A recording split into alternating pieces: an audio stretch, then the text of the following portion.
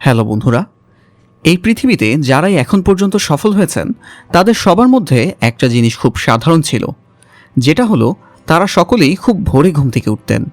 এখন খুব ভোরে ঘুম থেকে ওঠা বলতে যেটি বোঝানো হয় সেটি হলো ভোর 4টা থেকে 5টার ভেতর ঘুম থেকে উঠে যাওয়া।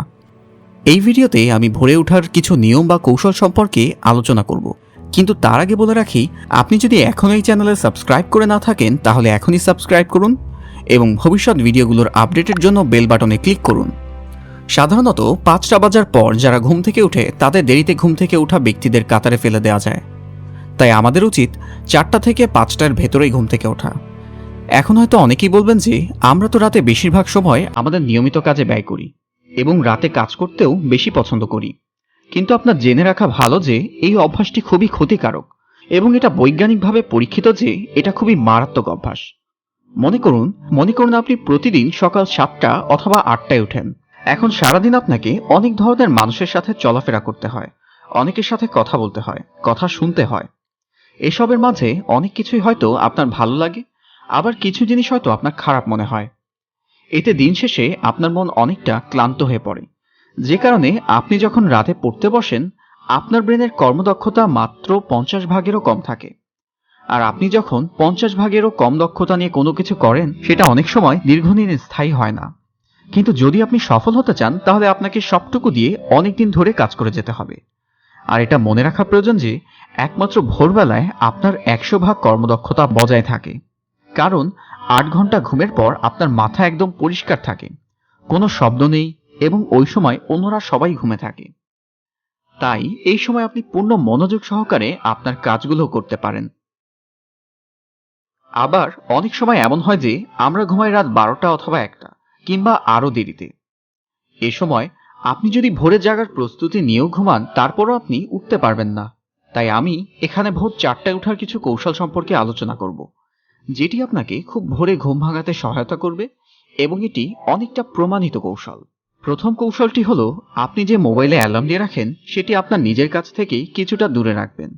এটা এজন্য বলছি যে অনেক সময় আমরা অ্যালার্ম কিছু সময়ের জন্য বন্ধ রেখে আবার ঘুমিয়ে পড়ি। আপনি মনে করেন যে 5 মিনিট ঘুমিয়ে উঠে পড়বেন, কিন্তু পরে দেখা যায় 8টা বেজে গেছে। তাই যখন অ্যালার্মের মোবাইল বা ঘড়িটা কিছুটা দূরে রাখবেন তখন এটা বন্ধ করার জন্য হলেও আপনাকে উঠতে হবে। দ্বিতীয় কৌশলটি হলো প্রচুর পরিমাণে পানি পান করে ঘুমানো। যতটুকু সম্ভব বেশি পরিমাণে পানি পান করে ঘুমিয়ে যাওয়া।